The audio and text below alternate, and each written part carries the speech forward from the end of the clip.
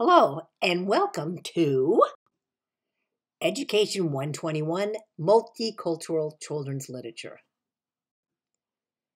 Don't you just love this quote? I love this quote. Some things one can see for oneself, other things depend on the telling of the tale.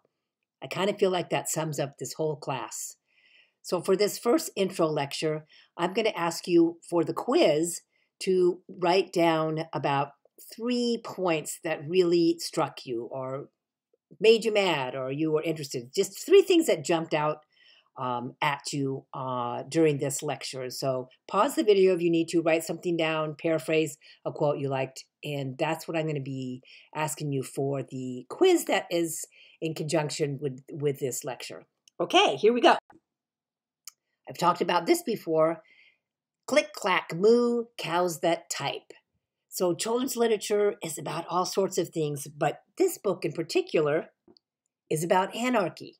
So amazing that we can talk about really interesting topics, subjects, things that don't go over children's heads. Certainly we do it in developmentally appropriate ways, but there are so many different avenues to address some of the injustice in our world through children's literature. Here's another one, When a Bully is President. Just a really interesting book that was written a couple of years ago by Maya Gonzalez. And I have these books linked up on Canvas, so if you're interested, you can see some of these examples. So as you can probably already tell, I'm pretty excited about the topic of children's books and how they can help change the world. Almost as fabulous as a solar eclipse, as far as I'm concerned. Harry Potter saved my life. So the study in 2014 showed that people who read Harry Potter's books, the Harry Potter series, were more likely to reduce their prejudices towards minority groups. So this was a study done in the UK. So how crazy is that? You read a children's book, because it's still young adult are still children's books. They're still in that category. You read a couple of Harry Potter books and you're less racist or less sexist. That's pretty amazing, right? Now, you probably need a little more than Harry Potter books to kind of overcome some of the oppression in our world and specifically in our society. But children's books can really help impart important messages that can start doing what we want to undo: racism and sexism in our society, right? So this book, for example, long gone. It's got to be long gone. But this book, The Story of Little Black Sambo, it was published first in 1899 and it's still being published because it's still popular. So that means it's still around and that means it's still in the hands of children. So it's kind of crazy, but here's what happens when you think about having these racist books or sexist books still in the hands of children, is that the Council of Interracial Books for Children found children who repeatedly are exposed to racist and sexist attitudes in books pretty much then get a little kind of brainwashed and feel like stereotypes are reality. So they've seen so many stereotypes in books, they accept that as the real deal. So that's really crazy. That's really horrific when you think about it. If you are letting children see bad examples of society via racist and sexist attitudes and portrayals in children's books, then they accept those stereotypes as a reality. Crazy, right? So what's the connection with this? Another point. Books that objectify girls in children's books. Dime a dozen. Today I'll be a princess. Ah, it's so pretty. And look at this one. This is Red Riding Hood Gets Lost. You see who the big bad wolf is, right? I think there's a connection to this. I really do. I was trying to go backwards to show the other one. So if we objectify Little Red Riding Hood with a little wolf coming out, lustfully coming out after her. What is that doing? Objectifying women. In children's books, objectifying girls. What's the connection? Here's another one, the 5 Chinese brothers. Once upon a time, there were 5 Chinese brothers, and they all looked exactly alike. This is another one of those books that was written a million years ago and is still in the hands of children.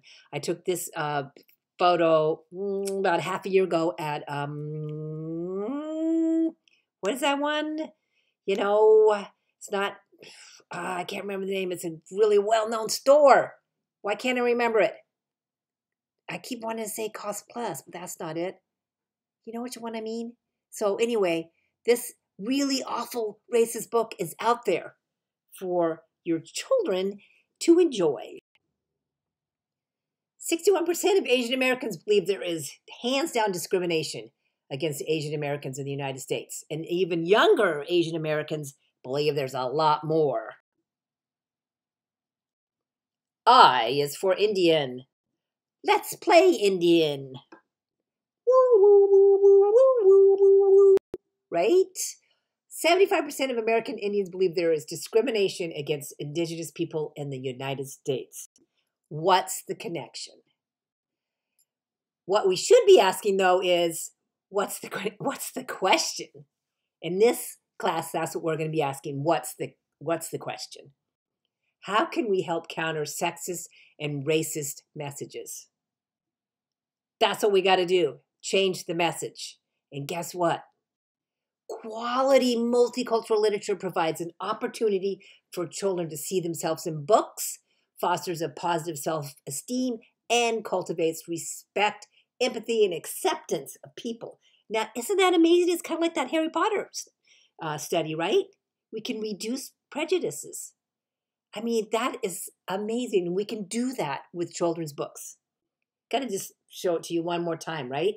Quality multicultural literature provides an opportunity for all children to see themselves in books, fosters a positive self-esteem, and cultivates respect, empathy, and acceptance of everybody. Important stuff.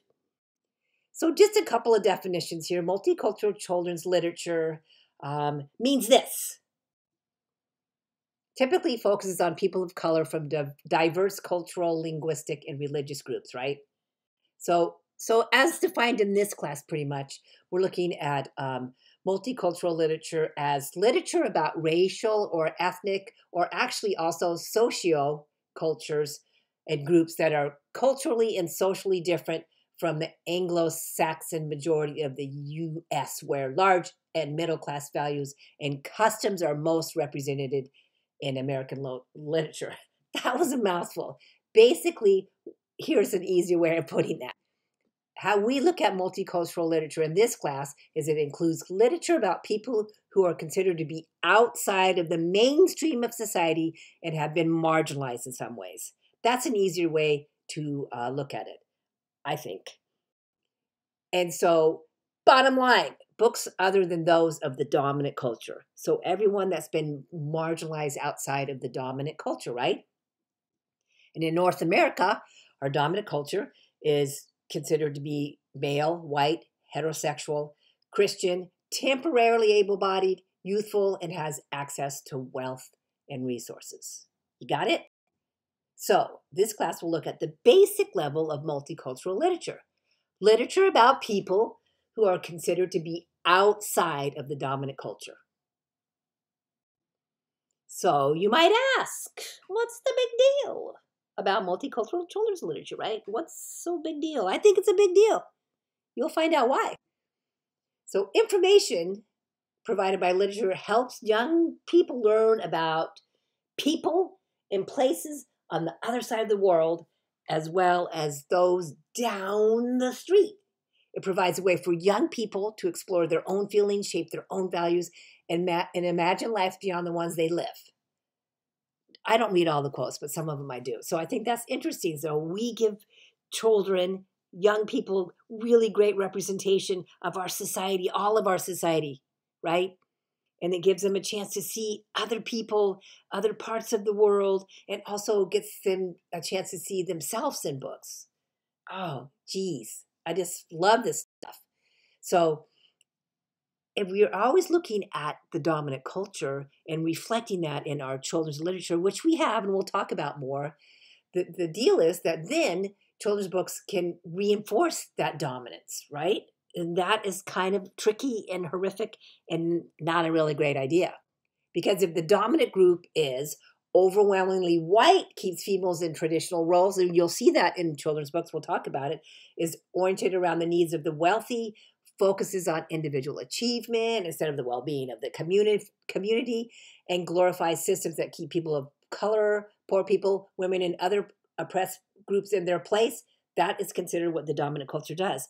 That's a mouthful right there, but it's also a brainful when you think about just a simple children's book can help perpetuate a society, a reflection of a society that isn't our society.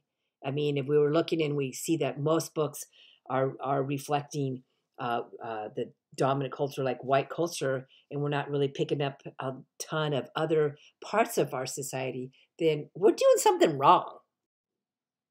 I just love this. So another read aloud, sorry.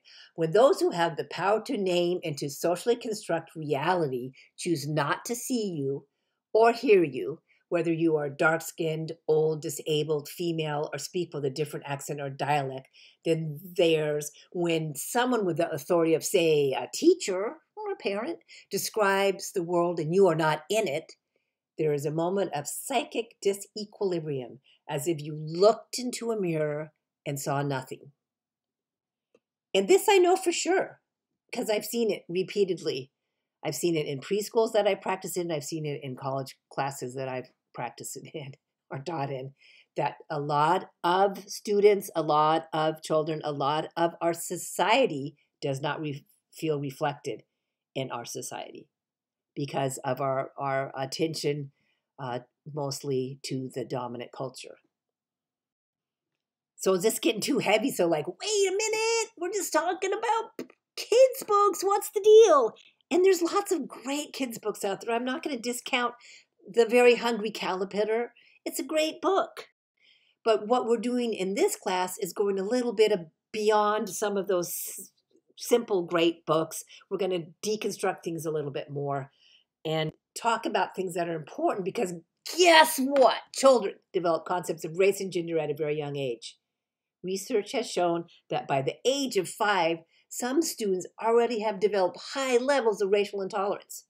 And if we can reach kids in their early years, preschool and kindergarten and just, elementary school in general, and give them a better view of the world, a better idea of what their society really consists of in terms of the citizens, then we're doing something that is incredible. We're teaching kids to not be sexist, to not be racist, just by showing them good quality multicultural children's literature books.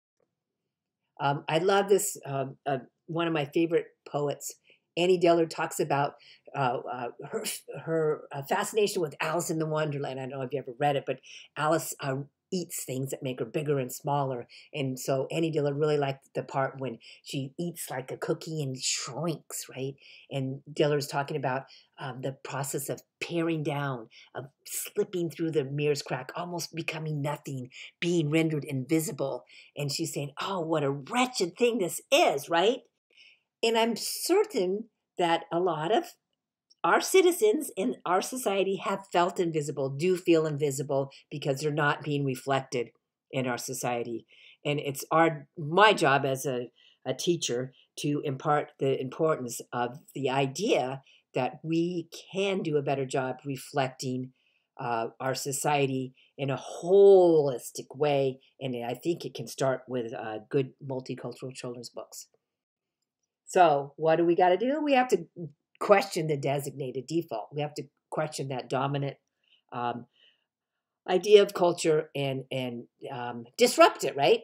And I think my job as your teacher in here is to do that and to point out ways that children's books give very what is it, like kind of covert messages, but these messages are powerful. It's like this book right here. I love this illustration. This is called Miss Smith Reads Again. So Miss Smith is this teacher that is a cool looking teacher, right? Leather jacket, cool hair. She has this magical book that when she opens it up, they all the kids and her go into this whole big world, whatever the topic is of the day. And this one was dinosaurs, obviously. So I thought it was pretty cool. I looked at the book. I love the illustrations. I love the fact that Ms. Smith doesn't look like a dowdy old teacher, you know. She's looking pretty good. And then I liked that it looked like they had a lot of kids of different colors in there. And I thought, oh, this is really great. Okay, it's going to be good. So dig a little further. And I don't like it. I can't read it. It's like I've censored it. Boom, put that stamp on there and push it aside. And here's the deal.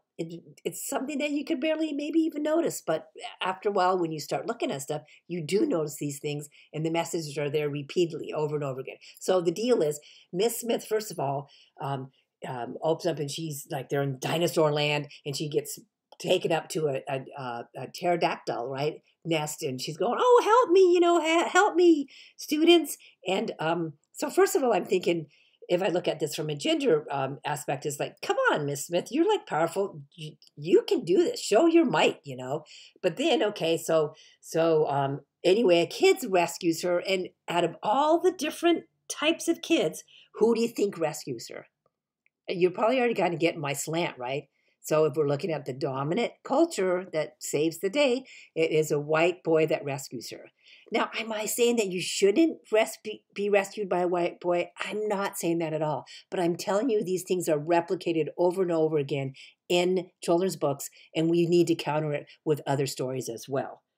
And I think my job as your teacher here is to kind of help you get an idea if you look at these books and help you discern, right? To get a better idea of how we can represent everyone in our society. So there's that really important thing. We've got to really make sure we're telling this story and we're telling everybody's stories, all stories, right? All stories. So as you can tell, I think that children's literature is big, it's important, it's big stuff. And I think that what we need to realize is that it's more powerful than you ever imagined. I mean, really. It's like a major socializing agent. It tells girls how to be girls and boys how to be mighty. And it talks about, you know, cultural values and the society values and behaviors that are important, or how to be good, or, you know, so we got to really harness this powerful message and do something better with it is what I'm thinking. Yeah, love books. So one of my favorite books, what I was a little, because remember, I'm really, really old. This book was published in 1956. And I was about 4 then. Hoo-wee. Oh, maybe. Yeah, that's what it was. So I love this book because, first of all, I think I loved it way back when I was a kid because it was really one of the only books with a female protagonist, right? Because mostly books when I was growing up, all were about boys. All boys, all boys, all boys.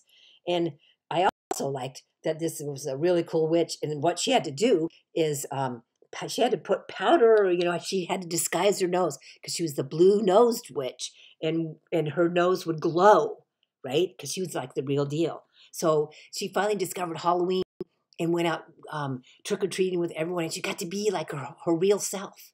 And they got donuts and candy and all sorts of stuff. So I just loved this book because it spoke to me as this, you know, kind of rebel witch, and she was female. So important stuff I could really connect to as a young girl.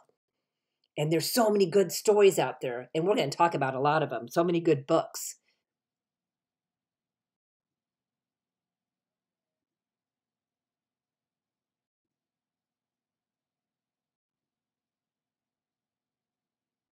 I mean, I don't even know what to say right here. I just had to leave it blank because I could put 100 million titles here, and I'll share a lot of them with you.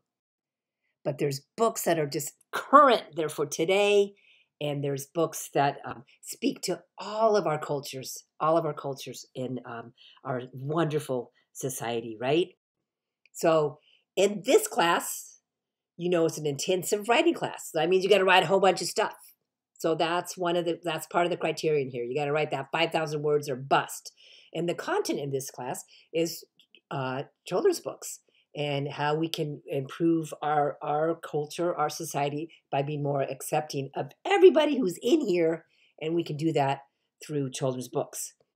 So that means we're going to be doing lots and lots of writing. Not my favorite part either, but we'll get through it together. It also means we're going to be talking a lot about different subjects, and some of them are sensitive subjects, and some of it might offend you, and I totally get that. I'm not assuming that you have my point of view, but I'm assuming that you're ready to kind of dig into this topic of how multi-children's cultural literature can save the world, as far as I'm concerned. And we'll do that together. Feel free to contact me if you're really feeling uncomfortable with some of this, and we can talk that out, okay? So, fun with Dick and Jane, yeah, sure, but we're going to really dig a little deeper than Dick and Jane because there's important things to know here. Okay, is this my last read aloud? Maybe. When children cannot find themselves reflected in the books they read, or when the images they see are distorted, negative, or laughable, they learn a powerful lesson about how they are devalued in the society of which they are a part. That is tragic, right? We're going to talk about that. And we're going to talk about how really fabulous multicultural children's literature can help save the world, like I said, but, help children feel reflected in their society and also help them feel empathy for people that aren't like them, right? So again, it's that some things one can see for oneself, other things depend on the telling of the tale, and that's what this class is all about. Whew. And it's important to know that there's just not one story, right? The single story creates stereotypes. And the problem with stereotypes is not that they are untrue, but they are incomplete. They make one story become the only story. And that's the first activity that you have in here. The first assignment is going to be to listen to this fabulous TED Talk and learn more about the danger of a single story. And I'll have a prompt ready for you so you can do that very easily. So you can move into the quiz now if you want, and you look at the prompt for that as well. And I will talk to you soon.